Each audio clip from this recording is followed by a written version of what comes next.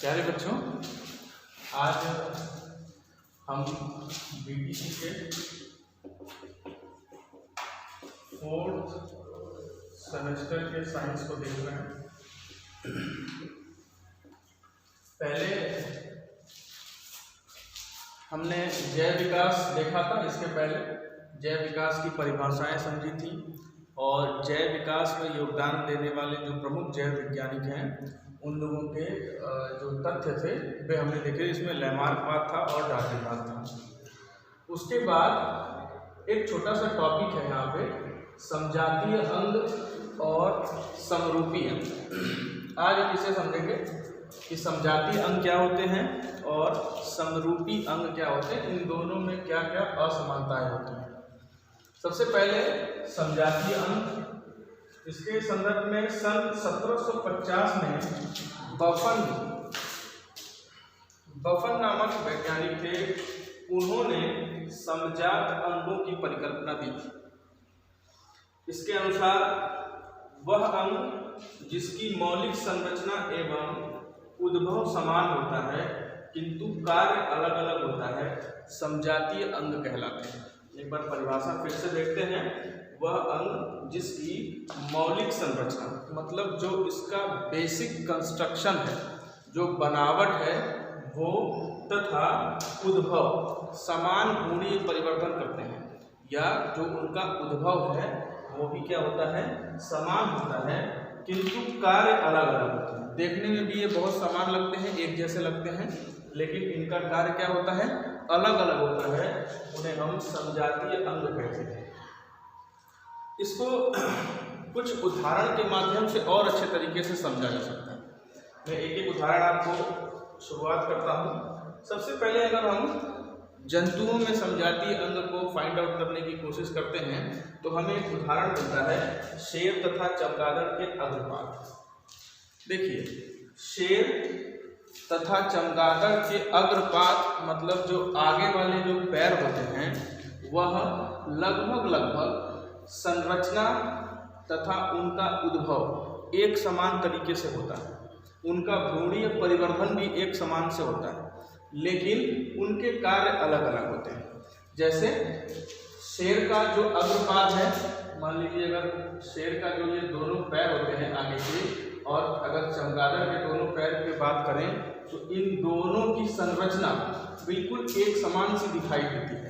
हाँ, ये अलग है, ये बड़ा है, ये छोटा है, लेकिन संरचना इनकी जो मौलिक संरचना है वो बिल्कुल एक तरह से एक ही जैसे दिखाई देती है, लेकिन इनके कार्य अलग अलग हैं। कैसे अलग अलग हैं? शेर के जो अग्रपाद हैं वो उनको दौड़ने में, शिकार करने में मदद करते हैं, काफ़ी मजबूत होते हैं, जबकि चमगादड़ के जो अग्रपाद हैं ये इनको उड़ते समय बैलेंस बनाने के लिए जरूरी होते हैं।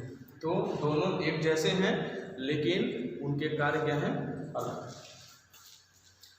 अब यहाँ तो जंतुओं की बात हो गई। अगर हम पेड़ पौधों के बारे में बात करें तो ये जो दोनों टर्म हैं, ये दोनों टर्म आते हैं। जैसे अगर पेड़ पौधों की अगर पत्तियों की हम बात करें तो आपने कई बार ऐसा सुना होगा कि विभिन्न तरह के पेड़ पौधों की जो पत्तियां होती हैं उनका रूपांतरण विभिन्न तरीके से होता है। ये डिपेंड करता है कि वहाँ की जलवायु कैसी है, वहाँ का वातावरण कैसा है और पर्यावरण से उस पेड़ पौधे ने किस प्रकार से अपने आप को अनुकूलित बनाया है। तो अगर हम बात करते हैं पत्तियों के रूपांतरण की तो आपने देखा होगा जैसे कि हमारे जो समतलीय क्षेत्र हैं या जो नदी के भाग हैं, यहाँ पे जो मैदानी क्षेत्र होते हैं वहाँ पे आप देखेंगे कि जो पत्तियाँ पाई जाती हैं वो चौड़ी पाई जाती हैं। जैसे कि आम, जो नीम हुआ, या फिर आपके शीशम हुआ, और बहुत सारे जो यहाँ पौधे हैं उनकी पत्तियाँ चौड़ी पाई जाती हैं। लेकिन वहीं अगर आप राजस्थानी भागों में चले जाएं, जैसे थार का मरुस्थल हुआ या रेगिस्तान के भागों में अगर आप जाते हैं तो आप देखते हैं कि वहाँ की जो पत्तियाँ होती हैं उन पे नुकीले कांटे लगे होते हैं या निकले से होते हैं कांटे। वो क्या है, उन पत्तियों का रूपांतरण क्या हुआ है कि कांटों में हो गया है। ऐसा क्यों हुआ? क्योंकि वो वहाँ पे वाष्पोत्सर्जन की एक क्रिया होती है। मार्कर नहीं चल रहा है, दूसरा मार्कर है जो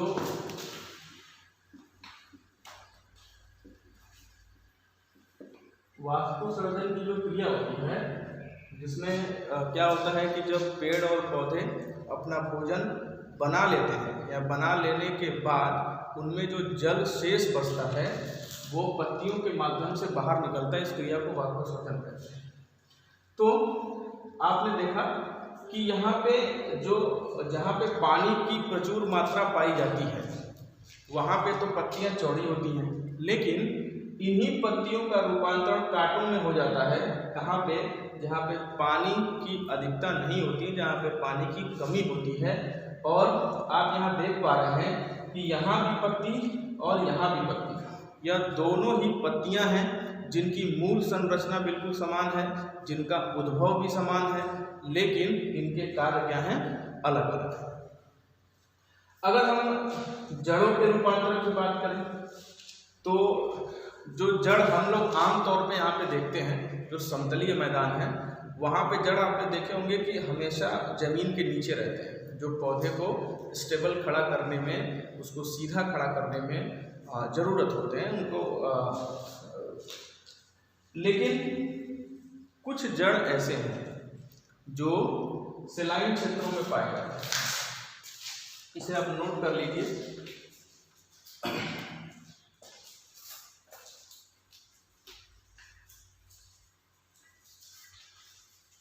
देखिए, कुछ जड़ ऐसे होते हैं, एक तो जड़ आपका ये हो गया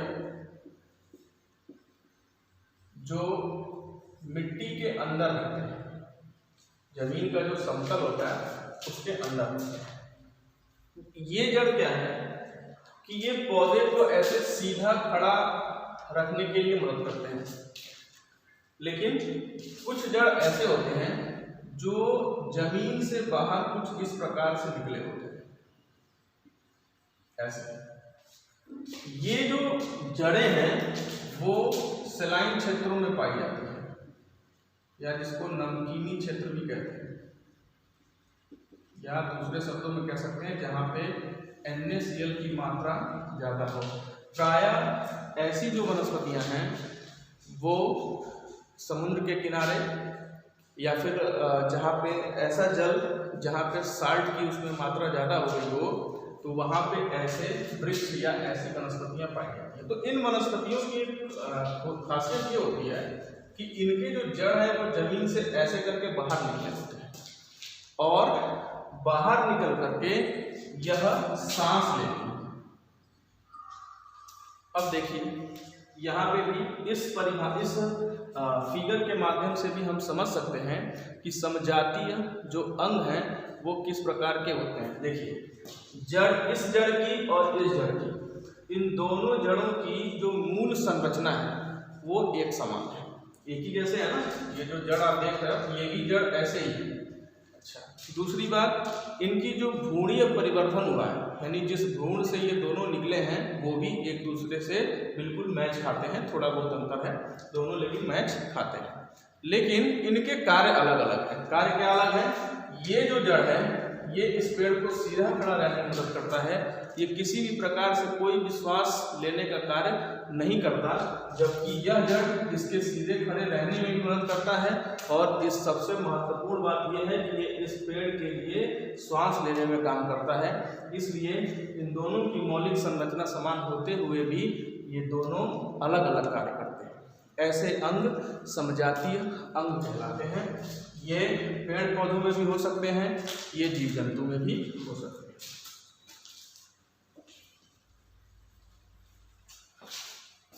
अब हमारा नेक्स्ट टॉपिक है समरूपी अंग।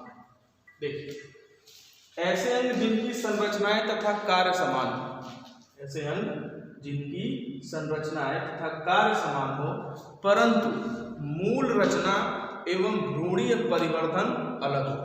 देखिए, भ्रूणीय परिवर्धन यहाँ पे सबसे इंपॉर्टेंट पॉइंट है, इसी को आपको याद रखना है, इस परिभाषा में चाहे इस परिभाषा में।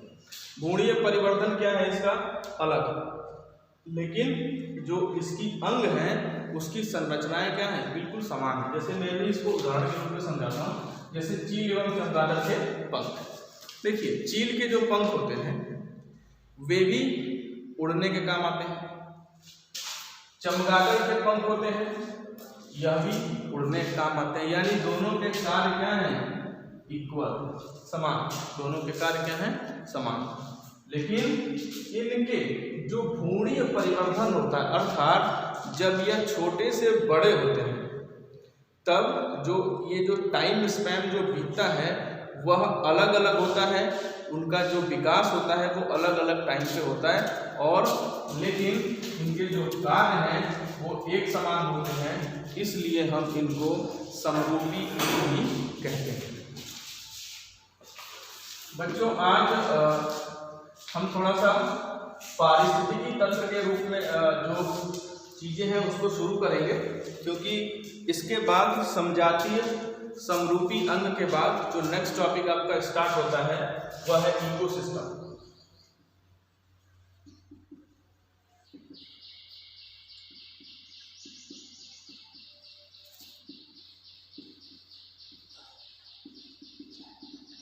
पारिस्थितिकी तंत्र। देखिए, पारिस्थितिकी तंत्र को समझने के लिए हम इसको 3 भागों में डिवाइड कर सकते हैं। पहला जैविक, दूसरा अजैविक और तीसरा ऊर्जा।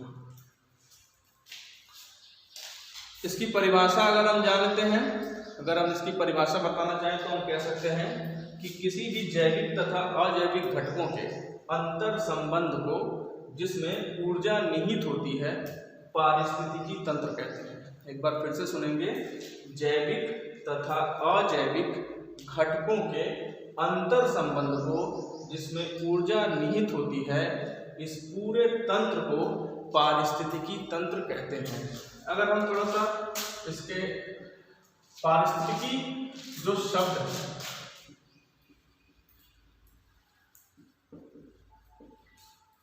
इस शब्द को सबसे पहले हैकल ने बताया था, और अगर हम पारिस्थितिकी तंत्र की बात करें तो इसे बताया था 1935 में टेंसले ने। पारिस्थितिकी, केवल पारिस्थितिकी तंत्र, पारिस्थितिकी शब्द को हैकल ने बताया था, सबसे पहले इस शब्द का प्रयोग किया था, और पारिस्थितिकी तंत्र का जो संयुक्त प्रयोग है वो सबसे पहले 1935 में टेंसले ने किया था। इसमें 1935 टेंसले ने किया था, और पारिस्थितिकी तंत्र को हम इसके जैविक, अजैविक तथा ऊर्जा के टर्म में समझने का प्रयास करेंगे। देखिए, जैविक तो हम कौन से हैं? पेड़ पौधे, जीव जंतु। अजैविक क्या है? हवा है, पहाड़ है, पानी है, और भी इत्यादि बहुत सारी चीजें हैं। ऊर्जा, आप ऊर्जा जानते हो, एनर्जी कहलाती है। जैविक अर्थात जिसमें जीवन है। जो भी यहाँ पे पर्यावरण में घटक पाए जाते हैं वो 2 ही प्रकार के होते हैं, या तो उसमें जीवन होता है या तो उसमें जीवन नहीं होता है। एक तीसरी कड़ी होती है विषाणु, तो खैर उसको आप छोड़ दीजिए, दोनों के बीच का वो कड़ी होती है। खैर, अगर हम बात करें जैविक की, तो जैसे पेड़ पौधे हो गए, जीव जंतु हो गए, मनुष्य हो गए, ये सभी लोग क्या होते हैं? जैविक के अंतर्गत, जैविक घटक के अंतर्गत आते हैं। इन घटकों के अंतर्गत और इन घटकों के अंतर्गत जो भी ये टर्म है, ये कहीं ना कहीं इससे अंतर संबंध रखते हैं। जैसे मान लीजिए, अगर हम किसी मनुष्य के जीवन काल की अगर परिकल्पना करते हैं तो इसमें वायु, पानी और जितने भी कृत्रिम साधन हैं वो भी कहीं ना कहीं इसके पूरे के पूरे जो जीवन काल होता है उसमें एक बहुत महत्वपूर्ण भूमिका निभाता है। अगर हम एक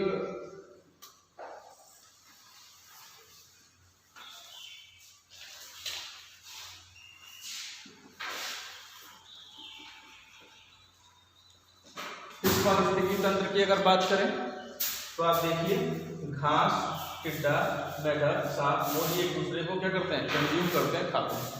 तो अगर हम देखें तो घास, टिड्डा, मेढक, सांप और मोर ये एक पारिस्थितिकी तंत्र का निर्माण करते हैं, लेकिन इन पारिस्थितिकी तंत्र का निर्माण में हम देखते हैं कि जितने भी हैं ये सब के सब जैविक साधन हैं, लेकिन कहीं ना कहीं ये सभी जो भी यहाँ पे लिखे गए हैं ये किसी न किसी अजैविक साधन के ऊपर डिपेंड करते होंगे। तो बच्चों आज हम इसे यहीं ख़त्म करते हैं।